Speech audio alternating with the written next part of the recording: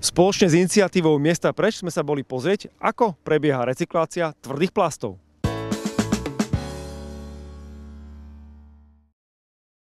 Pekný deň, tak povedz nám prosím, kde vznikla tá prvotná myšlienka stať sa významným spracovateľom tvrdých plastov?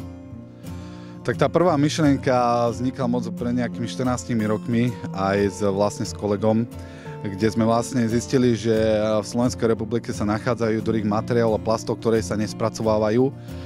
A my sme vlastne urobili k tomu ten projekt, že sme zistili, že ten materiál naopak sa dajú spracovať. Je ich veľa, končia častokrát na skladkách alebo nedá Bože spalovni.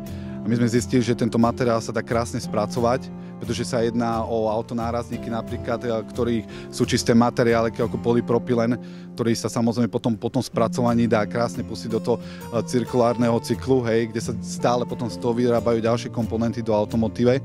Takže tá myšlienka vznikla z toho, že áno, poďme robiť na Slovensku niečo, čo sa tu ešte nerobí a prišla tento nápad a sme tu. A koľko asi mesačne alebo ročne spracujete odpadu?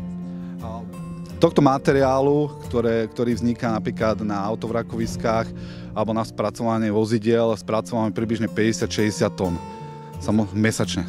Takže teraz sa nachádzame pri ďalších druhov odpadov, ktoré spracovávate. Môžete nám nejako popísať, že o čo sa jedná a odkiaľ pochádzajú? Tak, tento typ materiálu sú hlavne veľkoobjemové tvrdé plasty, ktoré vznikajú z domácností hlavne. Toto nie je odpad z priemyslu typický. Toto je typický domáci odpad, ktorý, keď sa pozrieme, sa skladá hlavne zo záhradného nábytku, rôzne rolety, rúry, bedničky, hračky, ako vidíme tu za nami. Primárne vzniká tento typ odpadu, ktorý, ako som už spomenal, je zo zberných dvorov a tieto následne získavajú z domácnosti. Vo všeobecnosti o tento typ spracovaného materiálu je veľký dopyt? Je po ňom dopyt alebo rastie ten dopyt? Aký máte zatiaľ taký pocit z toho? No momentálna postcovidová situácia na trhu je veľmi priaznivá pre odpadové hospodárstvo, nakoľko niektoré priemyselné výroby boli utlmené. Tým pádom na trhu je veľmi málo sekundárneho materiálu, nie primárneho, hej, teda odpadu z recyklácie. A ceny sú momentálne priaznivé a áno, nemáme problém tento materiál umiestniť znovu na recyklačnom trhu.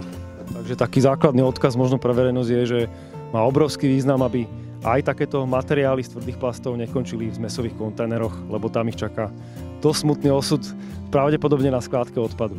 Veľmi správne, áno, keď to hodia do čiernej nádoby alebo skladka nebudú ich separovať správne, tak ten materiál so 100% istotou skončí buď na skladke, v lepšom prípade v spalovni. Ale každopádne neskončí u nás v recyklačnom cykle, kde by pôvodne alebo prioritne končiť mal. Ďakujem veľmi pekne za rozhovor. Takže Martin, vidíš tu okolo seba odpady, ktoré bežne vydávaš aj na skládkach odpadu, už si ich navštívil viacero. Aký pocit to v tebe vyvoláva, keď vieš, že tieto odpady často končia na skládkach odpadu a pritom by nemuseli a sú veľmi dobre recyklovateľné a dokonca je o ne záujem? Áno, no videli sme to nielen teda aj na skladkách, ale aj na viacerých dobrých príkladoch recyklačných liniek, kde podobne ako túto spracovávajú. No je to super vidieť, že niekto dokáže prísť s biznis modelom, ktorý dokáže ako keby spoločnosť odbremeniť od toho odpadu, respektíve ho ešte niekoľkokrát využiť. A skôr teda odbremeniť tie skladky odpadov, kde naozaj nechceme, aby to končilo. S iniciatívou Miesta preč budeme pokračovať po ďalších návštevách recyklátorov.